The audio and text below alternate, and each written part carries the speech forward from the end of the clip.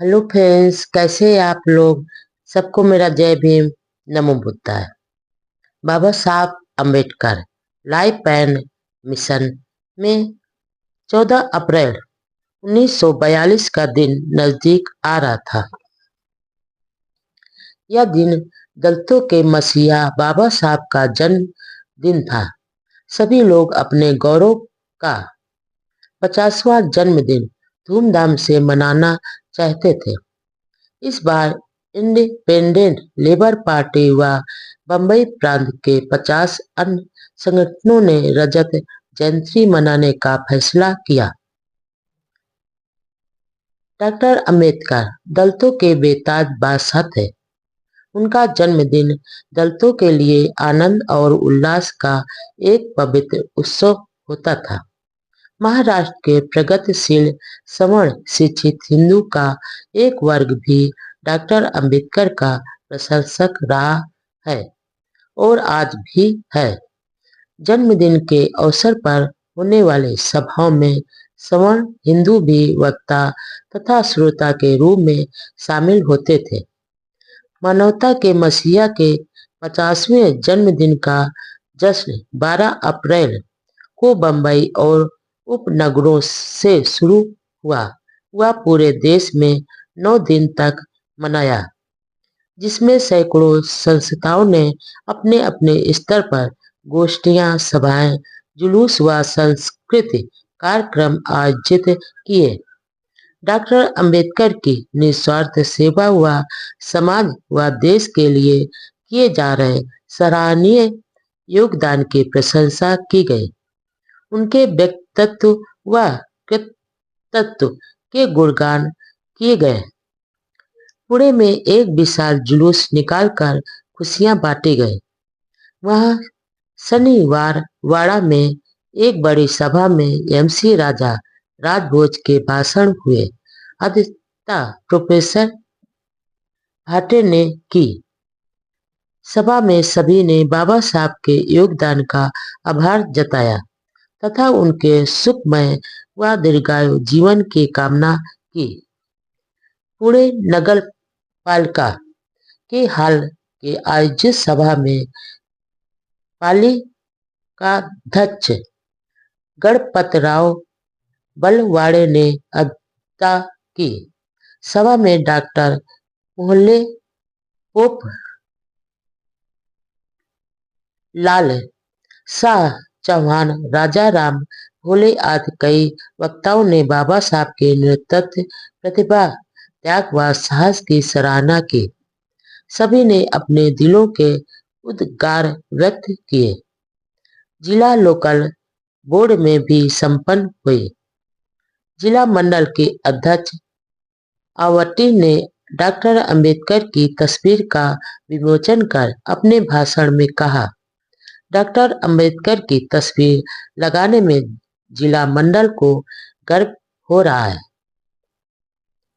Doctor Ambedkar केवल दलितों के ही नहीं, भारत के श्रेष्ठ नेताओं में से एक है। उन्होंने अपने त्याग से देश की जनता के दिलों में एक सम्मानजनक स्थान बनाया है। अप्रैल में ही बम्बई के पास कल्याण में रूही दास युवक सुधारक संघ की महिला शाखा की सभा में बाबा साहब ने आह्वान किया कि अछूत समाज अपने उद्धार के ध्येय से निर्वाचित न हुए। समाज व देश के लिए योगदान की चारों ओर सराहना। जन्मदिन समारोह का मुख्य कार्यक्रम 19 अप्रैल को बम्बई की चौपाटी में डॉक्टर एम.आर. जयकर की अध्यक्षता में हुआ। बम्बई शहर के हर कोने से भीम के दीवानों की टोलियां गाते नाचते गाजे बाजे के साथ चौपाटी में पहुंची।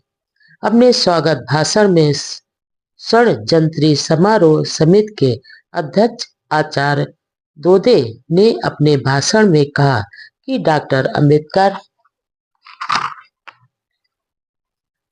भारत के महान पुरुष हैं। उन्होंने दबे कुचले वर्ग की निस्वार्थ महासेवा की है। डॉक्टर जयकट ने अपने उद्गार में कहा कि बाबा साहब ने गोलमेज कॉन्फ्रेंस ने उपेक्षितों की आवाज उठाने तथा पुनः पैक्ट के समय शांति व धैर्य का जो परिचय दिया वह बेमिसाल व प्रशंसनीय है।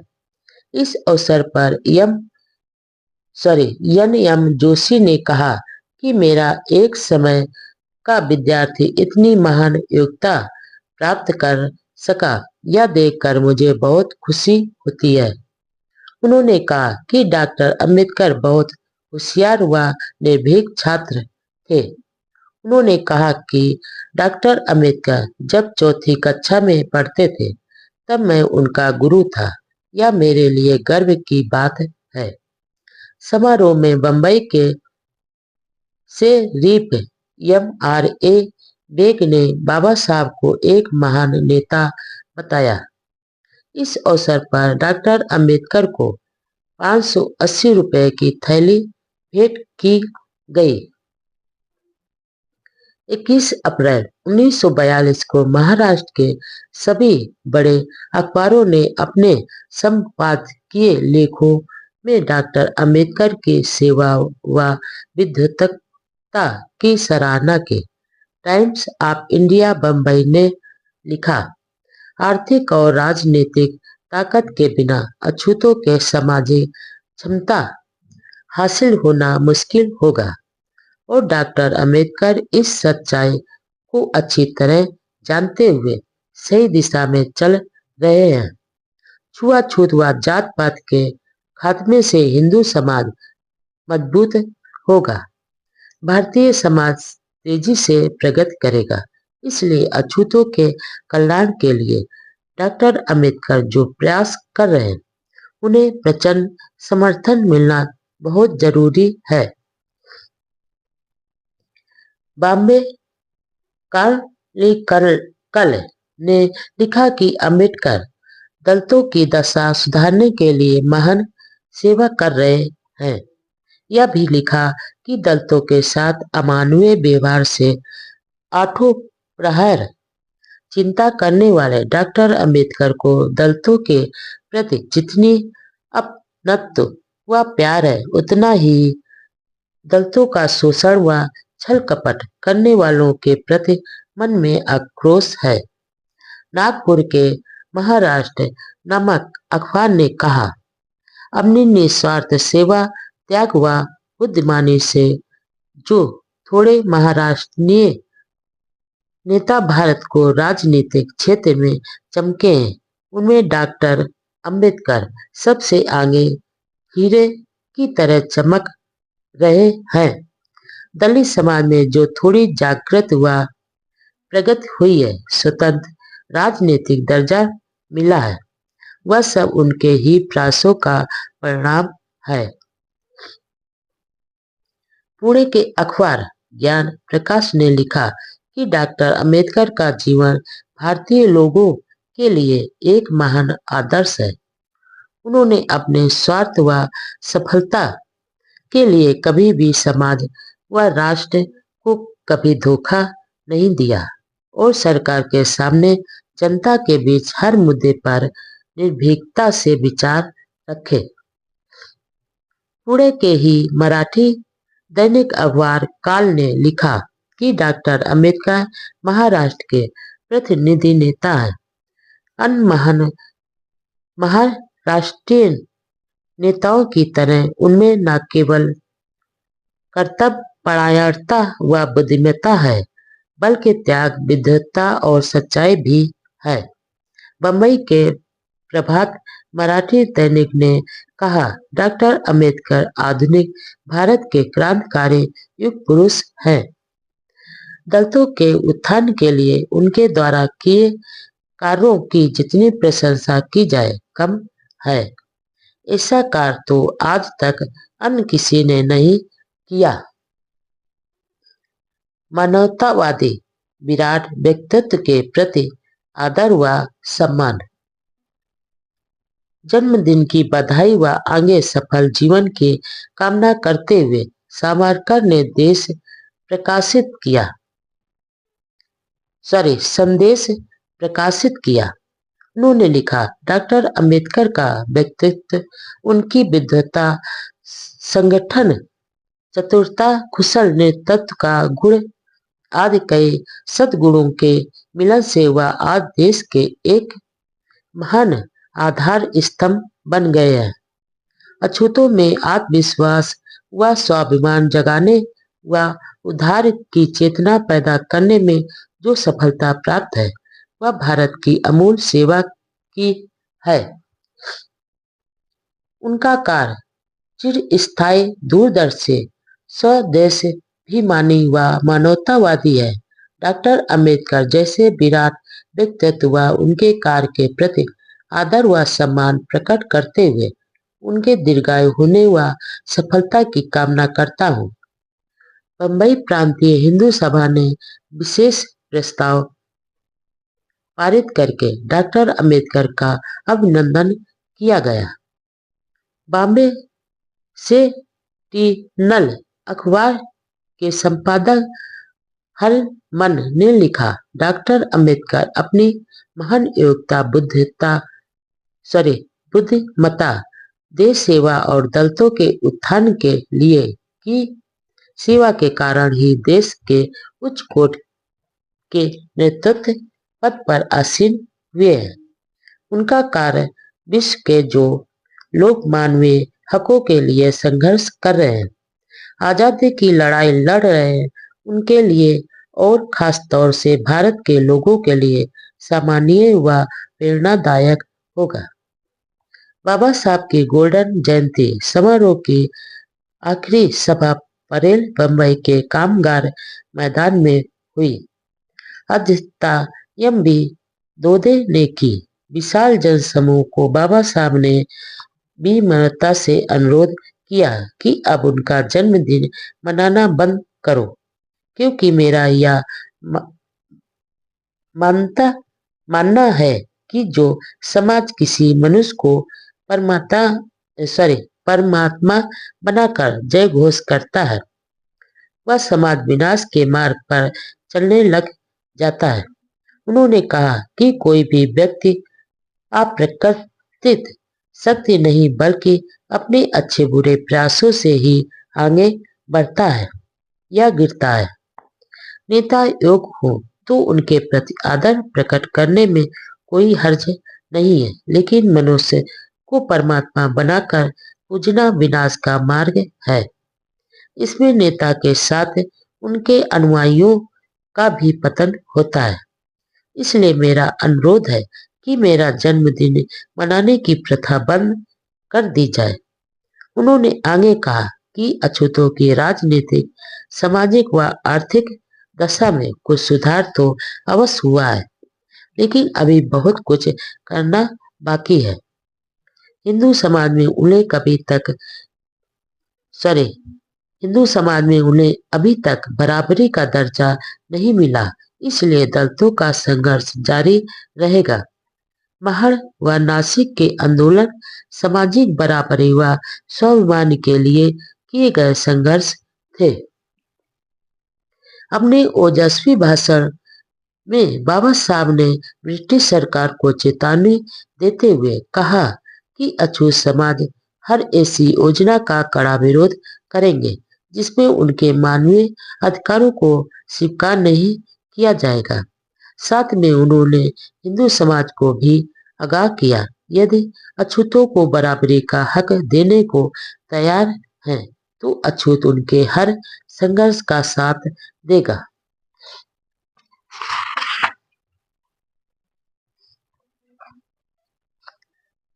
वायसराय के काउंसिलिंग में बाबा साहब को श्रम मंत्री का सम्मान। वर्ष 1942 में जून के तीसरे सप्ताह में यह अखबार मिली कि भारत के वायसराय ने अपने एग्जीक्यूटिव काउंसिल के सदस्यों की संख्या बढ़ाने का फैसला किया है। काउंसिल में सर सी.पी.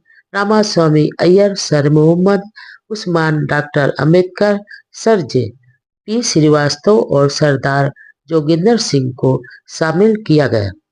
2 जुलाई 1942 को वायसराय हिंद ने इन नीतियों की घोषणा की और काउंसिल में 5 यूरोपीय व 14 भारतीय मंत्री हो गए।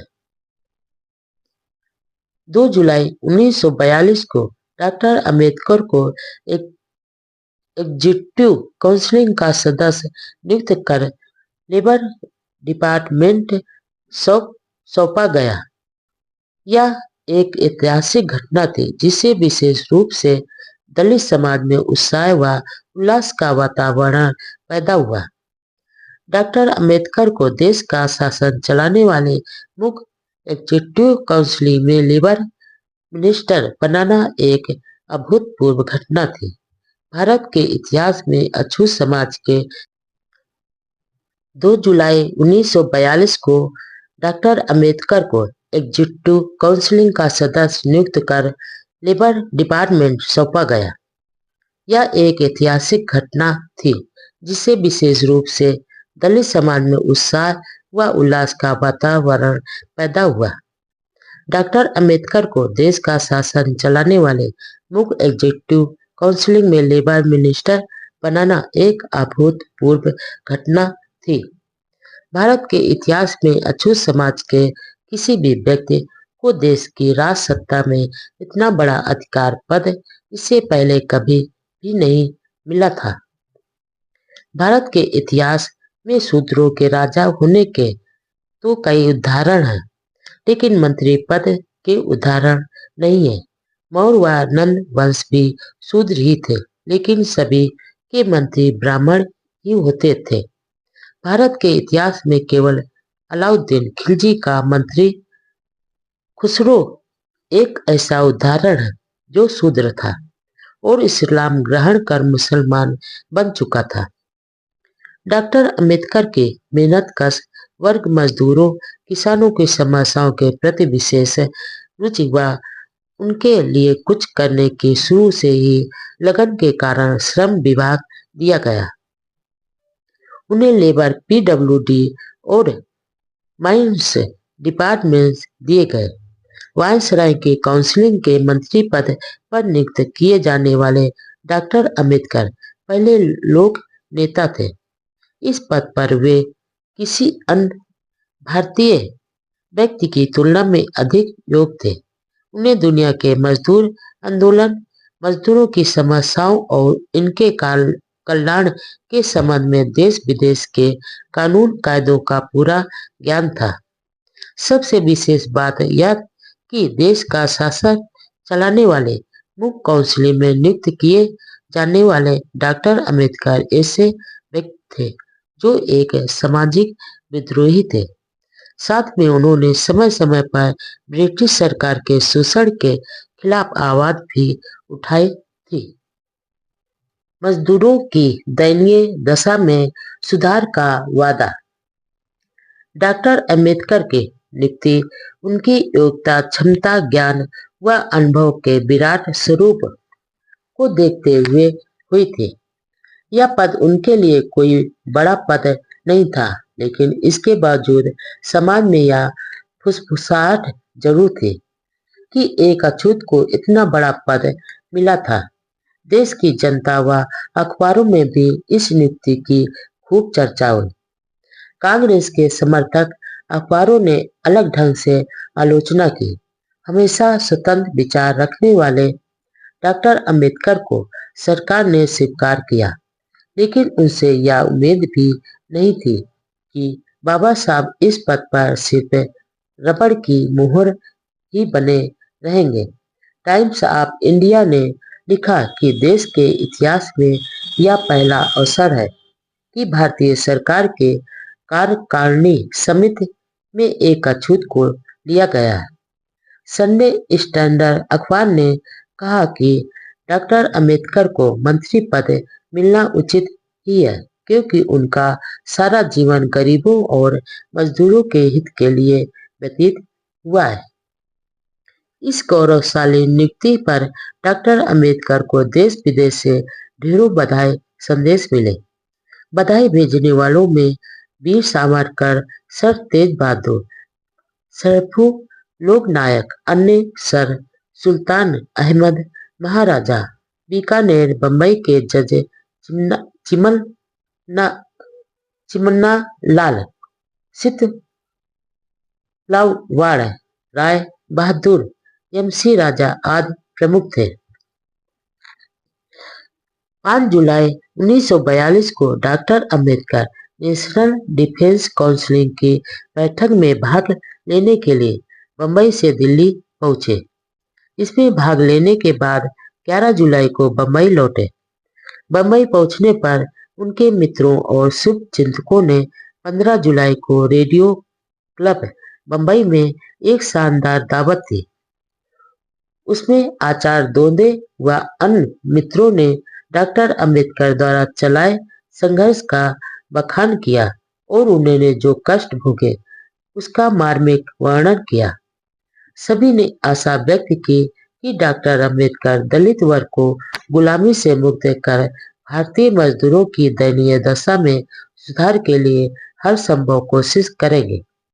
वह अपने भाषण में डॉक्टर अंबेडकर ने कहा, उनका जन्म एक साधारण गरीब परिवार में हुआ, गरीबी में बड़ा हुआ, गरीबों के साथ रहा। मैं उनकी ही तरह खुली जमीन पर टाट के बिस्तर पर सोया हूँ और फटे कपड़े पहने हैं। मैंने गरीबी के दुख व कठिनाइयाँ देखी ही नहीं बल्कि भोगी भी है। उन्होंने कहा कि दबे कुचले लोगों और उनके मित्रों के लिए दिल्ली में उनके मकान के दरवाजे हमेशा खुले रहेंगे और मंत्री पद के अधिकार मिलने के बाद भी उनके व्यवहार में कोई फर्क नहीं पड़ेगा। बम्बई पहुंचने के दूसरे दिन इंडिपेंडेंट लेबर पार्टी और बम्बई म्यूनिसिपल लेबर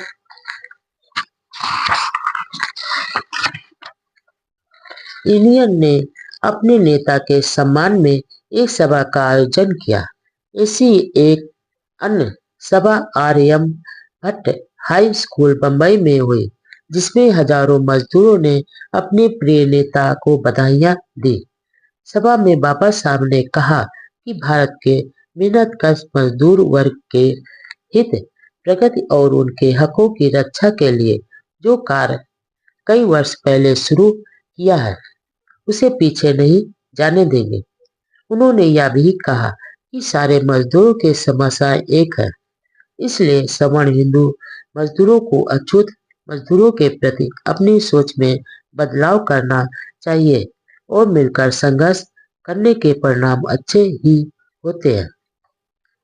वर्ष 1941 चल रहा था और सेकेंड वर्ल्ड वार का घमासान अधिक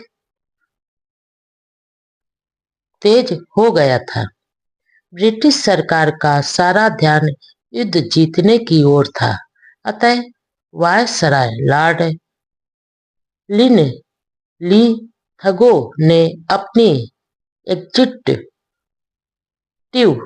काउंसिल में कुछ भारतीय मेंबर लेने और भारतीयों की ही सलाह मशवरा से सुरक्षा सलाहकार समिति की स्थापना करने की घोषणा की। 7 अन्य सदस्यों के साथ डॉक्टर अंबेडकर को डिफेंस एडवाइजरी कमेटी का मेंबर बनाया गया। कमेटी में जमनादास मेहता, सीपी रामास्वामी व दलित नेता एमसी राजा भी थे। लेकिन दलित व सिख समाज ने मांग की कि एग्जीक्यूटिव काउंसिल में भी उनके प्रतिनिधि लिए जाएं। इस अन्याय पर डॉक्टर अंबेडकर ने विरोध जताया। हालांकि ईस्ट इंडिया कंपनी में अछूत महारों की बटालियन थी और महार बहादुरी के लिए प्रसिद्ध भी थे, लेकिन बाद में अछूतों का सेना में भर्ती करना बंद कर दिया। बाबा साहब लंबे समय से अछूतों की सेना में भर्ती के लिए संघर्ष कर रहे थे। इस बार वह फिर बम्बई के गवर्नर से अछूतों की बटालियन स्थापित करने का अनुरोध किया और गवर्नर ने सहर्ष मान भी लिया। उस समय डॉक्टर अंबेडकर ने आह्वान किया कि अछूत बहादुर अपने देश की सुरक्षा और अपने हित के लिए इस अवसर का लाभ उठाकर सेना में भर्ती हुए। थोड़े ही दिनों में फिर से महार बटालियन खड़ी कर दी गई। उस समय वीर सावरकर ने वायसराय को तार भेजकर मांग की कि डॉक्टर अंबेडकर को एग्जीक्यूटिव काउंसिल में लेवें। उन्होंने डॉक्टर अंबेडकर के प्रयासों की सराहना करते हुए कहा कि डॉक्टर अंबेडकर के मार्गदर्शन में महार बंधुओं में सैनिक, लड़ाकू व बहादुर प्रवृत्ति का फिर से उजाला होगा और उनकी शक्ति का उपयोग राष्ट्र निर्माण में होगा। उनका कहना था कि भारत एक लड़ाकू राष्ट्र बने। अछूतों की समस्याओं के संबंध में हरे गांव में हुई सभा के प्रस्तावों पर बंबई सरकार ने कोई ध्यान नहीं दिया, तो अगस्त 1941 में सिन्नर में वतनदार महारों की एक विशाल सभा हुई। उसमें डॉक्टर अंबेडकर ने कहा कि उन्होंने सरकार से शिकायत की है कि देश पांडे व देशमुखों जैसे वतनदारों को कुप्रथा से मुक्त कराने के बाद वतन संपत्ति का लाभ लेने की इजाजत दी है, लेकिन महान वतनदारों को यह सुविधा नहीं दी गई, जो अन्याय है। यदि सरकार ने अधिक लगाए गए टैक्स को वापस नहीं लिया तो महार उस समय तक सरकार के साथ असहयोग करेंगे।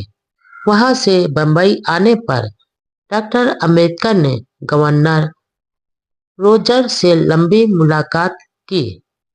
सिन्नर सम्मेलन में डॉक्टर अंबेडकर के भाषण में सरकार को दी गई चेतावनी व घोषणा की खबर बंबई के अखबारों में प्रमुखता से छपी।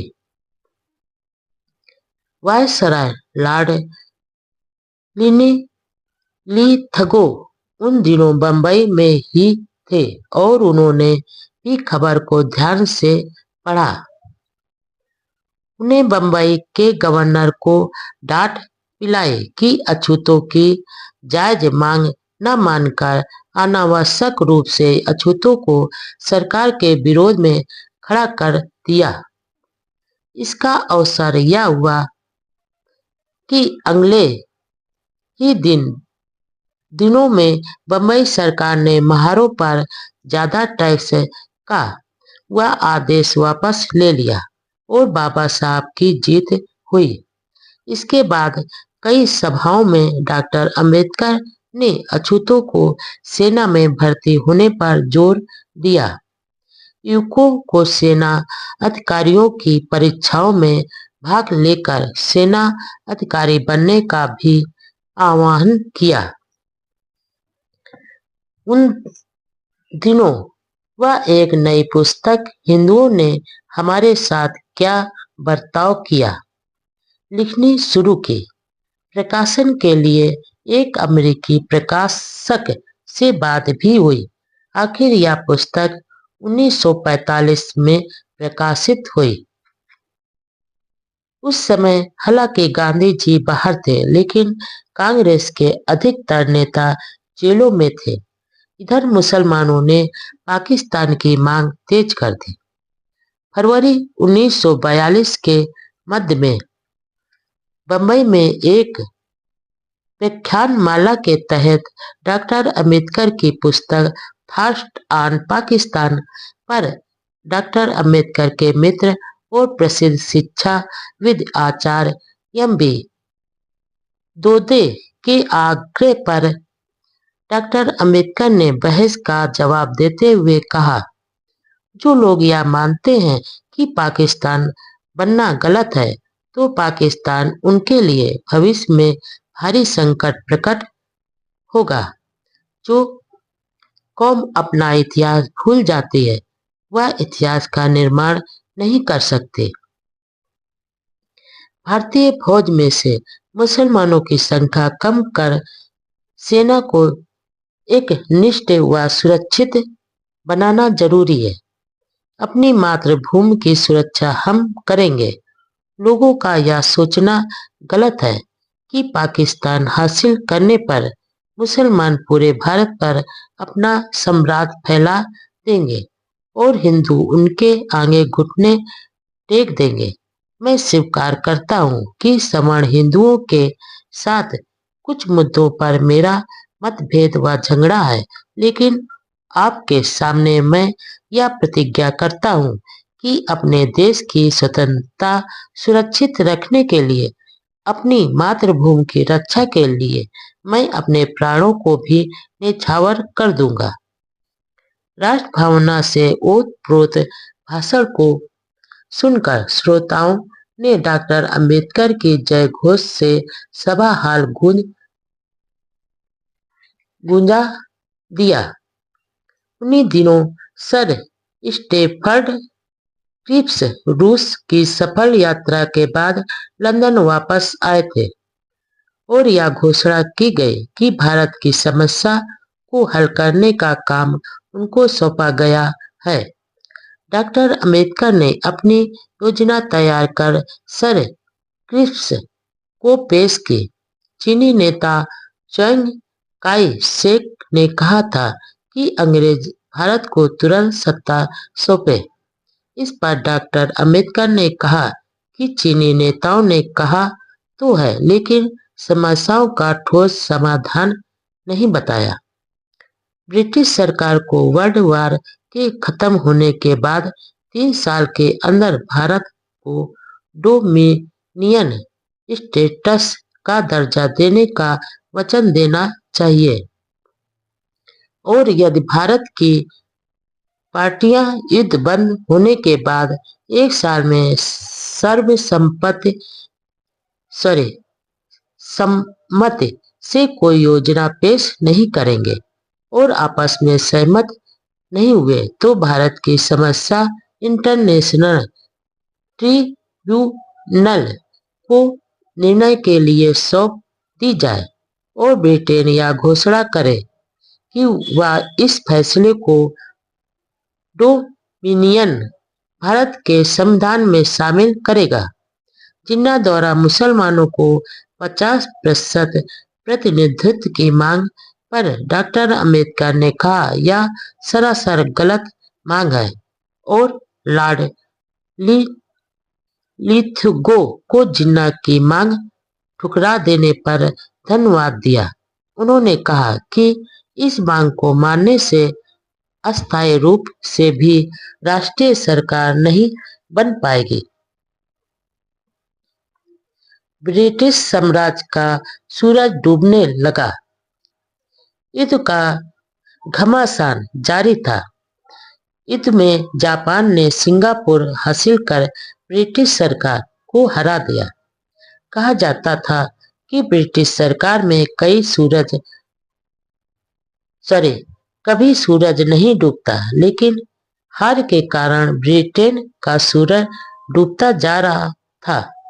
युद्ध में हार के कारण चीन व अमेरिका ने भी ब्रिटेन पर दबाव दिया कि वह भारत की राजनीतिक समस्या का जल्दी समाधान करे।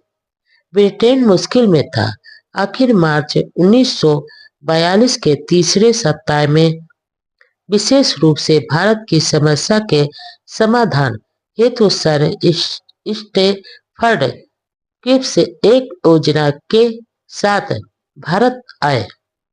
वह कांग्रेस, मुस्लिम लीग, हिंदू महासभा, सिख संस्था और रियासतों के प्रतिनिधियों से अलग अलग मिलकर 29 मार्च 1942 को योजना प्रस्तुत की। डॉक्टर अंबेडकर व एम सी राजा भी सर क्रिप्स से 30 मार्च 1942 को मिले। क्रिप्स योजना का सार यह था कि सेकेंड वर्ल्ड वार के खत्म होते ही भारत में संविधान समिति बुलाई जाए तो रियासतों के सहयोग से एक नया संविधान बनाए। लेकिन स्कीम में प्रांतों को भारत यूनियन यानी संघ राज्य में शामिल होने या बाहर रहने का अधिकार दिया जाए और अंत में संविधान समेत ब्रिटिश सरकार के साथ एक समझौता करे। क्रिप्स योजना का नाम स्वभाव निर्णय बताया गया, जिसका मतलब यह था कि प्रांतों को भारतीय संघ से अलग होने का अधिकार है। इसमें दो राष्ट्र के सिद्धांत थे, लेकिन इसमें अछूतों की पूरी उपेक्षा की गई। यहाँ तक कि डॉक्टर अंबेडकर से राय मशविरा किए बिना अछूतों संबंधी सरकारी विज्ञप्ति प्रकाशित कर दी गई। क्रिप्स योजना के तहत दिए आश्वासनों पर गांधी जी ने कहा, यह डूब रहे सरकारी अधिकोष द्वारा दिया गया अगली तारीख का चेक है। इस योजना को लगभग सभी पार्टियों ने अस्वीकार कर दिया। सावरकर ने कहा, यह भारत के टुकड़े करने वाली योजना है। मुस्लिम लीग ने इस योजना में पाकिस्तान के पक्ष में कोई ठोस घोषणा नहीं होने के कारण अस्वीकार कर दी। कांग्रेस इस बात पर ज्यादा ध्यान नहीं दे रही थी कि इससे देश के टुकड़े हो जाएंगे। कांग्रेस के नेता तो फटाफट सत्ता की कुर्सी पर बैठने के लिए उतावले थे। वे भारत के विभाजन की गोली तो गलतीवश गटक गए, लेकिन रक्षा विभाग भारतीय लोगों को मिलना चाहिए इस बात पर अटक गए। डॉक्टर अंबेडकर ने अलग अलग प्रांत के दलित वर्ग के नेताओं से विचार विमर्श किया कर क्रिप्स योजना को मानने से इनकार कर दिया। उन्होंने कहा कि यदि क्रिप्स स्कीम को मान लिया जाए तो हिंदू सत्ता के साथ अछूतों को फिर से गुलामी के काले दिन देखने पड़ेंगे। इस स्कीम में अछूतों के हाथ पैर बांधकर असहाय फेंक दिया गया है। उन्होंने यह भी कहा कि जिस संविधान को अछूतों की सहमति व भागीदारी नहीं और उसे अछूतों पर थोप दिया गया तो यह पक्का हो जाएगा कि ब्रिटिशों ने हमारे साथ विश्वासघात किया है। डॉक्टर अंबेडकर ने अनुरोध किया कि ब्रिटिश सरकार की आलोचना करते हुए कहा, खुद को बचाने के लिए दूसरे की बलि का बकरा बना देने जैसा व्यवहार सरकार ने किया। यह भी कहा कि योजना में मुस्लिम लीग को तो पाकिस्तान बनाने का अधिकार दे दिया है। कुल मिलाकर यह योजना पिछड़ों के साथ विश्वासघात की चरम सीमा ही है। पाकिस्तान के विचार पर लिखे इस महत्वपूर्ण ग्रंथ के प्रकाशन के बाद बाबा साहब ने राजगोपालाचारी जैसे वरिष्ठ नेता पर भी करारा व्यंग किया। Mister Gandhi and emancipation of untouchables नामक ग्रंथ में उन्होंने लिखा, राजगोपालाचारी के राजनैतिक कारनामे इतने ताजा हैं कि उन्हें भुलाया जाना मुश्किल है। उन्होंने मुस्लिम लीग के सिपाही के रूप में अपना नाम दर्ज कराया और अपने ही मित्रों के खिलाफ लड़ाई शुरू कर दी। आखिर किस लिए? उन्होंने मुसलमानों की जायज मांगे अस्वीकार कर दी। इसलिए नहीं बल्कि इसलिए कि उन्होंने मुसलमानों की सबसे बड़ी मांग पाकिस्तान को स्वीकार नहीं किया। राजा जी को देश के अछूतों की समस्याओं के प्रति कोई चिंता नहीं है। उन्हें तो इतना भी मालूम नहीं है कि देश में 6 करोड़ अछूत भी रहते हैं और उन्हें सॉरी और वे भी मुसलमानों की ही तरह राजनीतिक संरक्षण की मांग कर रहे हैं। राजगोपालाचारी की सोची समझी मौन दशा और निर्दयी उदासीनता देश के सारे हिंदू समाज का प्रतिबिंब है।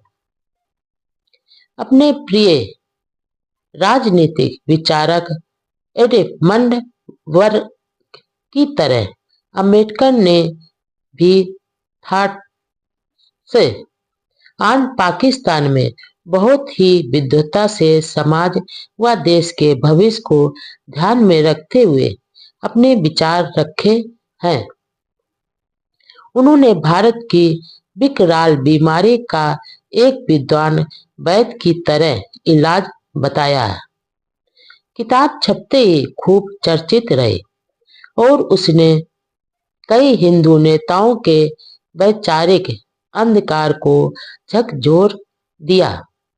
देश के मुसलमानों को प्रसन्नता थी कि अम्बेडकर ने अलग मुस्लिम देश की मांग का समर्थन किया, लेकिन अम्बेडकर की सोच संकीर्ण होने की बजाय भविष्य के लिहाज से व्यापक थी। कांग्रेस के नेता ना हाँ कहेंगे और ना कहेंगे वाली स्थिति के असमंजस में थे। हिंदू महासभा के नेता पूरी तरह बंटवारे के खिलाफ थे। उनका मानना था कि यदि पाकिस्तान बन गया तो भारत की शांति, सुरक्षा और स्वतंत्रता खतरे में पड़ जाएगी। उस समय अखंड भारत की मांग करने वाले अन्य कई नेताओं ने पाकिस्तान के विचार के खिलाफ शोर तो खूब मचाया, लेकिन डॉक्टर अंबेडकर की तरह ठोस विचार कहीं नजर नहीं आए। इस किताब के कारण देश में जोरदार वैचारिक हलचल हुई।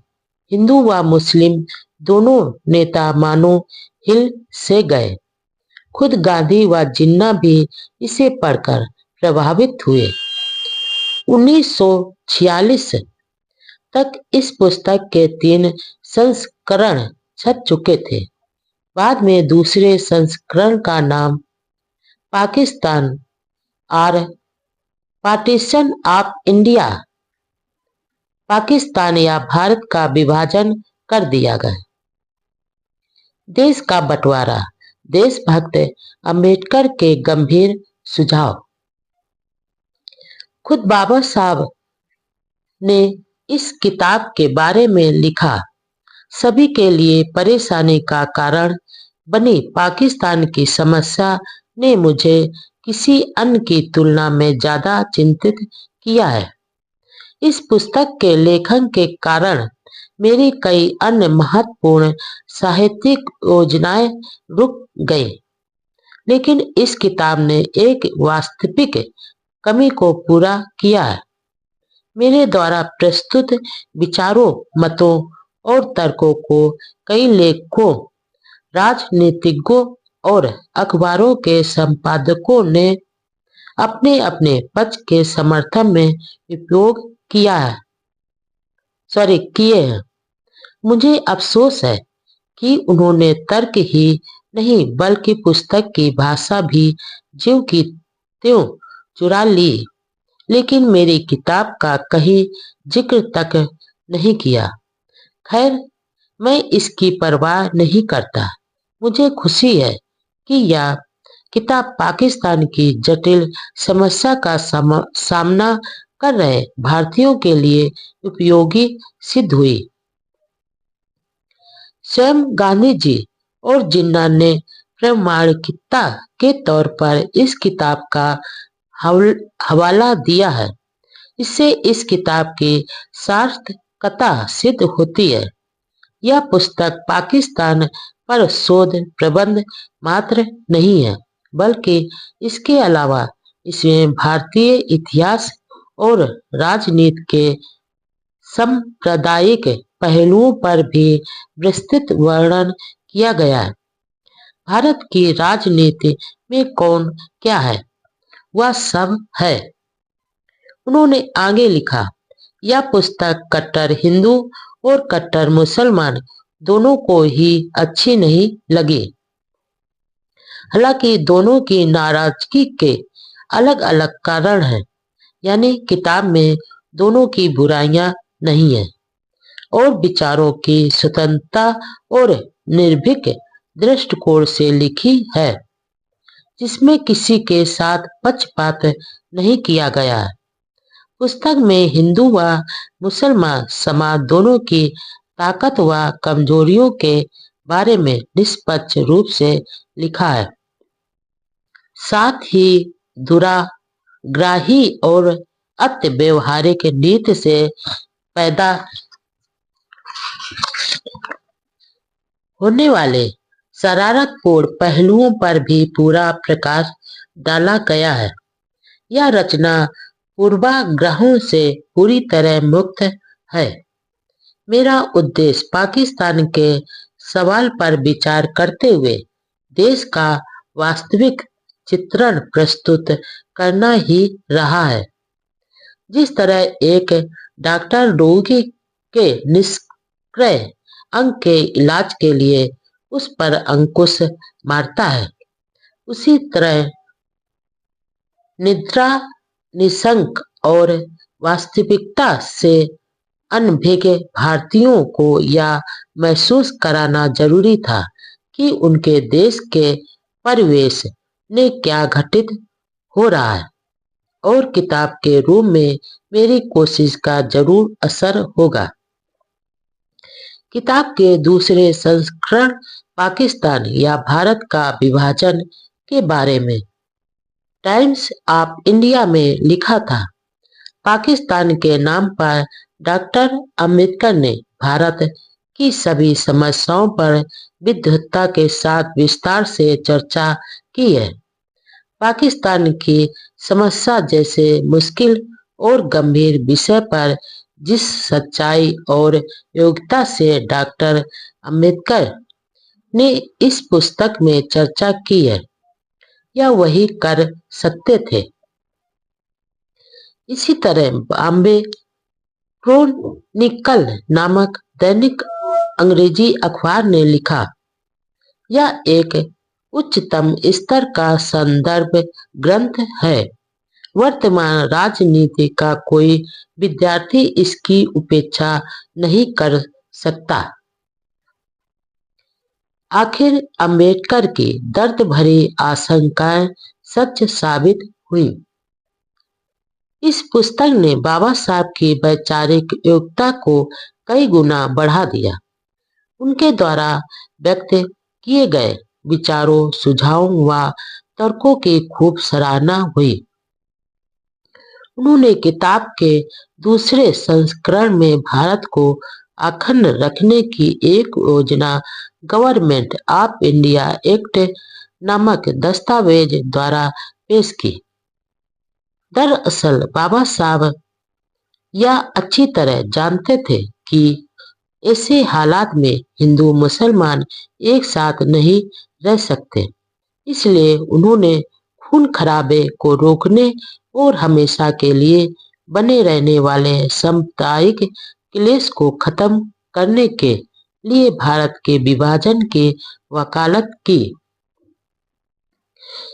बाद में अपनी एक अन्य किताब में लिखा कि मैंने भारत के बंटवारे की वकालत इसलिए की क्योंकि मैं अनुभव करता था कि विभाजन से ही हिंदू न केवल स्वतंत्र होंगे बल्कि आजाद भी होंगे।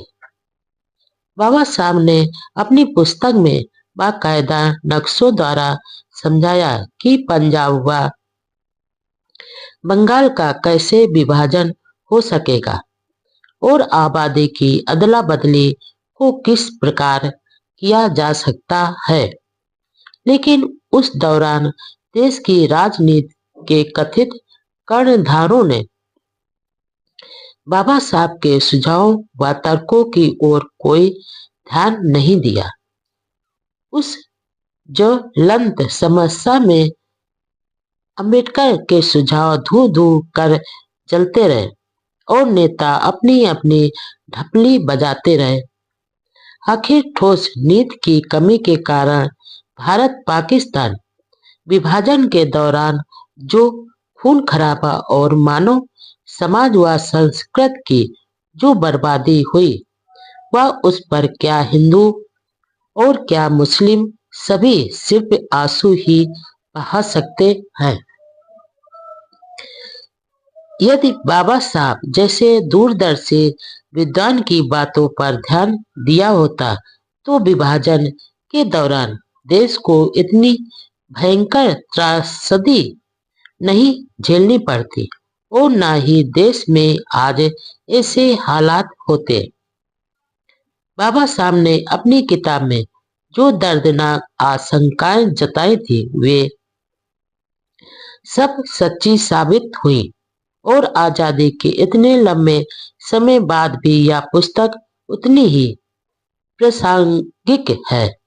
यह किताब सीख देती है कि अलग धर्म व संस्कृतियों के लोगों में आपस में नहीं बनती है तो अलग हो जाओ, और यदि साथ रहना चाहते हो तो किस प्रकार एक होकर साथ रहते हुए राष्ट्र निर्माण कर सकते हैं।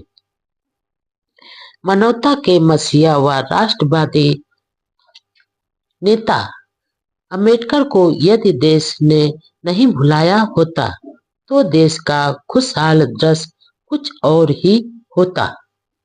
थॉट्स ऑन पाकिस्तान, देश को दिशा देने वाली किताब। पुस्तक में कहा गया कि वाद विवाद किए बिना यह बात मान लेनी चाहिए कि मुसलमान एक कौम है।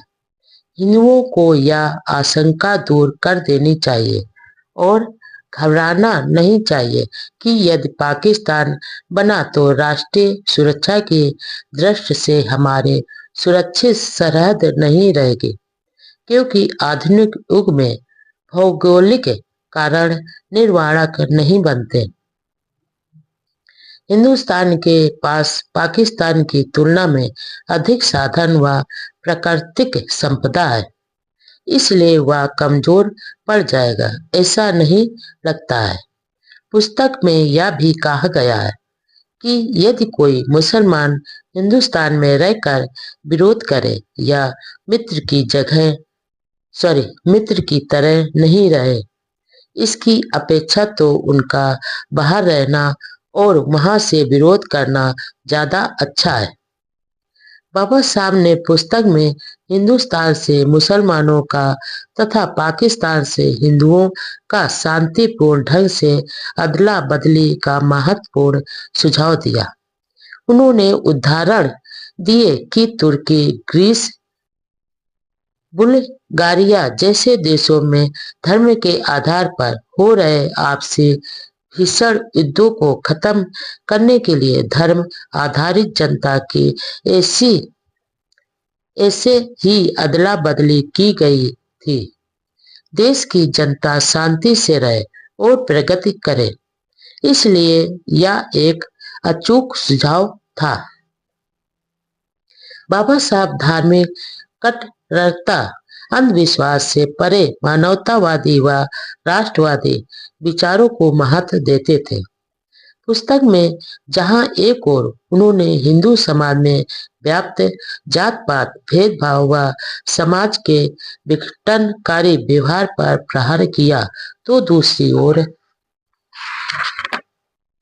मुस्लिम समाज के सुधार विरोधी व्यवहार की भी कड़ी आलोचना की। पुस्तक में लिखा है, मुसलमानों के मन में लोकतंत्र का प्रभाव नहीं पड़ता, वे अपने धर्म के प्रति ज्यादा निष्ठा है और समाज सुधार का विरोध करते हैं। मुसलमानों को मुस्लिम धर्म विश्व धर्म लगता है। वे यह मानते हैं कि इस्लाम हर प्रकार के लोगों, हर समय, सारी परिस्थितियों में अच्छा है। लेकिन इस्लाम का भाईचारा सर्वव्यापक भाईचारा नहीं है। मुसलमानों का भाईचारा केवल मुसलमानों के लिए अधिक है। गैर मुसलमानों के लिए उसमें घृणा और शत्रुता के भाव होते हैं। मुसलमानों की राष्ट्र निष्ठा उन्हीं देशों के साथ होती है जिसमें मुस्लिम शासन हो, और जिस देश में मुस्लिम शासन नहीं करते उसको शत्रु की भूमिका समझते हैं। इस्लाम किसी सच्चे मुसलमान को भारत को अपनी मातृभूमि मानने और हिंदू को अपना इष्ट मित्र मानने का भाव पैदा नहीं करता, आज्ञा नहीं देता। किताब में कहा गया है कि मुसलमानों में अब नए जीवन के लिए जागृति आ गई है। अब तक वे अपने को अल्पसंख्यक जमात मानते थे, लेकिन अब उन्होंने अपना रास्ता ढूंढ लिया। जो मुसलमान अपनी मंजिल की तरह नहीं बढ़ेगा वह न समझ ही रहे होगा। यदि एक बार अलग राष्ट्र का निश्चय किया है तो सूरज की तरह उनकी मंजिल चमक रही है। थर्स्ट ऑन पाकिस्तान में बाबा साहब ने पाकिस्तान का समर्थन कर हिंदुओं से भी नम्रता से पूछा कि अखंड भारत जिसके लिए संघर्ष करना चाहिए उसका ध्येय क्या है। जोर जबरदस्ती कोई समाधान नहीं है। यदि आपने पाकिस्तान को मंजूरी दी तो बाद में एक दूसरे के अधिकारों के हनन और गुलामी से तो मुक्त होंगे। ग्रीक तुर्किस्तान के उदाहरणों का अध्ययन कर आप विभाजन को स्वीकार कर लो। यदि समुद्र में कोई जहाज डूब रहा है तो अधिक सामान को उतार कर हल्का करना ही ठीक रहता है। यदि केंद्र में मजबूत सरकार चाहिए तो देश का विभाजन स्वीकार कर ले, अन्यथा परिणाम भयंकर होंगे। जबरदस्ती थोपी गई एकता देश के विकास में बड़ी बाधक होती है। भारत की आजादी की सारी आशाएं मिट्टी में मिल जाएंगी यदि अभी भी देश की अखंडता पर जोर दिया तो भारत कभी भी एक संग नहीं होगा। देश के अलग अलग भागों में असंतोष होगा। तीसरा पक्ष जो ब्रिटिश सत्ता है वह यह समस्या हल नहीं कर सकेगी। दोहरेपन की भावना पैदा होगी और देश एक कमजोर रक्तहीन रोगी बनकर रह जाएगा, जिंदा लाश की तरह हो जाएगा। और इसके दूसरे पहलू पर भी गौर करें। यदि हिंदू मुसलमान अपने अपने देश में रहेंगे तो अपनी इच्छा के अनुसार उपनिवेश या स्वतंत्र देश की स्थापना कर सकेंगे। उन्हें अपने देश के लिए जो ठीक लगेगा वे करने के लिए स्वतंत्र होंगे। ब्रिटेन का पूरा ध्यान द्वितीय विश्व युद्ध की ओर था। वह उसमें बुरी तरह से उलझ चुका था। गांधी जी अहिंसा के आधार पर युद्ध में भाग लेने का विरोध करने लग गए, जबकि प्रथम विश्व युद्ध में गांधी जी ने अंग्रेजों का पूरा साथ दिया था। कांग्रेस के इस व्यवहार के कारण ज्यादातर नेताओं को जेल में डाल दिया। उधर डॉक्टर अंबेडकर ने गांधी जी की इस नीति का निंदा करते हुए कहा, सभी विचारशील लोगों को हिंसा के मार्ग को धिक्कारना चाहिए, लेकिन शक्ति को दबाने के लिए ताकत का प्रयोग करने और ताकत से विजय प्राप्त करके पराजित पर अन्यायी और निर्दयी शर्तें थोपने में फर्क समझना चाहिए। मेरे विचार में बुराई शक्ति प्रयोग में नहीं बल्कि विजय के दुरुपयोग में है। गांधी और उन जैसे शांति के पुजारियों को उस समय आमरण अनशन रखना चाहिए जब पराजित को अन्यायी और निर्दयी शर्तें पेश की जाए।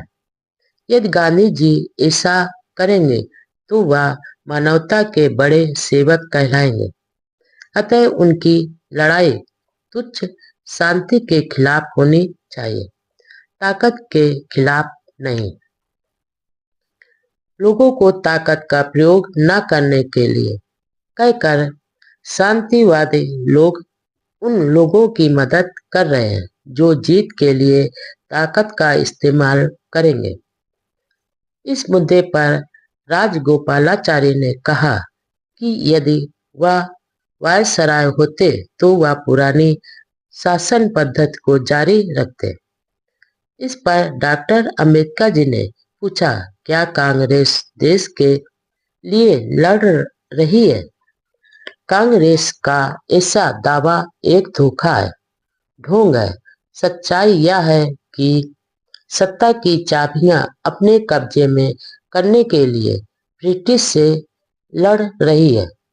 फिर यदि गांधी जी को भारत सुरक्षा कानून डिफेंस ऑफ इंडिया एक्ट के खिलाफ असहयोग आंदोलन शुरू करना था तो उस समय क्यों नहीं किया जब 1 साल पहले यह एक्ट पास हुआ था।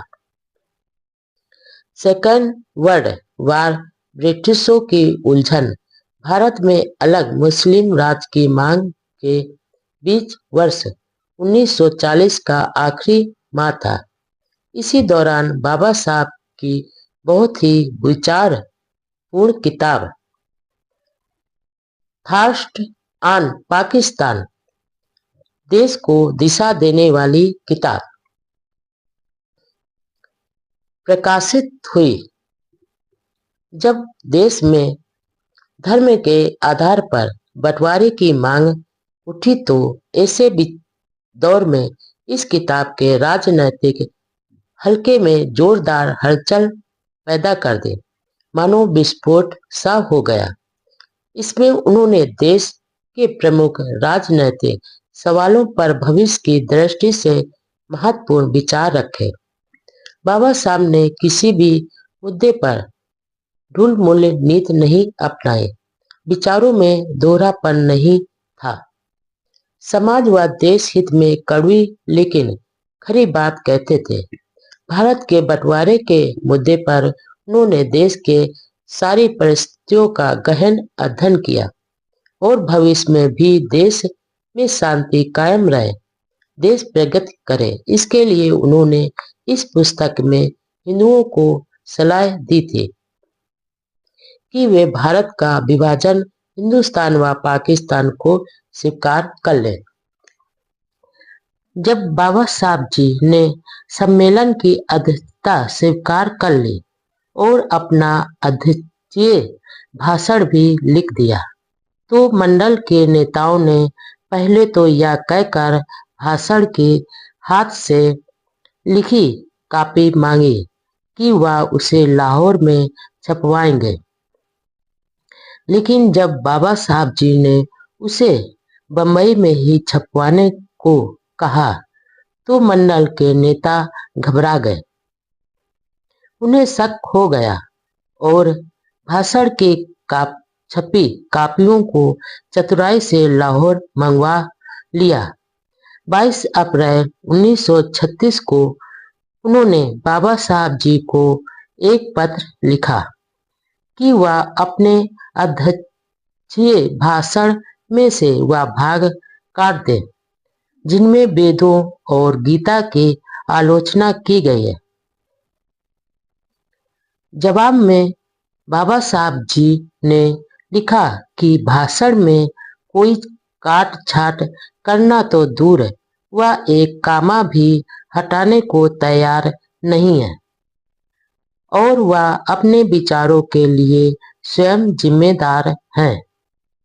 उन्होंने यह भी लिखा कि हिंदू के रूप में उनका यह आखिरी भाषण है। जात पात तोड़क मंडल को बाबा साहब जी का भाषण सहन नहीं हो पाया। वे धार्मिक रूढ़ियों पर प्रहार करने वाले तथा हिंदू धर्म में अछूतों के नरकीय दशा को की सच्चाई बताने वाले भाषण से घबरा गए। हिंदू धर्म के मंच पर ही हिंदू धर्म की कमियों को वे सुनना नहीं चाहते थे। आखिर मंडल ने यह कहकर कि स्वागत समिति अध्यक्ष के विचारों से सहमत नहीं है, सम्मेलन ही रद्द कर दिया। बाद में बाबा साहब का वह भाषण जात का विनाश, एनिहिलेशन ऑफ कास्ट के नाम से पुस्तक के रूप में छपा, जो आज देश दुनिया में खूब चर्चित है। जात का नाश करने वाले मानवतावादियों के लिए यह बहुत महत्वपूर्ण दस्तावेज है। उस किताब के अंग्रेजी संस्करण हाथों हाथ बिक गए और मांग इतनी बढ़ी कि उसका गुजराती, मराठी, पंजाबी, तमिल भाषाओं में भी अनुवाद कर छापा गया। इस घटना से हिंदू धर्म व उसके नेताओं के प्रति बाबा साहब का व्यवहार और अधिक कठोर हो गया। फिर सिख कॉन्फ्रेंस में भाग लेने से हिंदू अधिक चिढ़ गए। साथ में वे घबरा भी रहे थे। गांधी व उनके अनुयायियों में भी खलबली मची हुई थी। गांधी जी ने सेठ बालचंद, हीराचंद और जमनालाल बजाज जैसे करोड़पतियों को डॉक्टर अंबेडकर जी के पास भेजा और उन्हें कई तरह के प्रलोभन दिए। वर्धा में अछूतों ने बाबा साहब का भव्य स्वागत किया। इस पर दोनों सेठों ने कहा कि हम इनके लिए इतना पैसा खर्च करते हैं, लेकिन हमारे साथ ऐसा व्यवहार नहीं करते हैं जिस तरह दिल व उत्साह से ये आपसे मिलते हैं। बाबा साहब ने तुरंत उत्तर दिया, माँ और दाई में जो फर्क है वह मुझ में और आप में है।